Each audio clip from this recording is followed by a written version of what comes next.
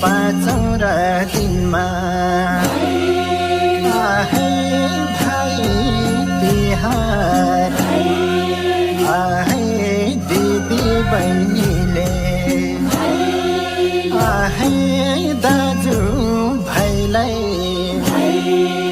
आहे दाजु र भाइले आहे दिदी बहिनीलाई आहे सम्मानका साथ आहे विधि है पूर्वक आहे तोरीको दिलले आहे घेरामा हाली आहे भाइ पूजा गरी आहे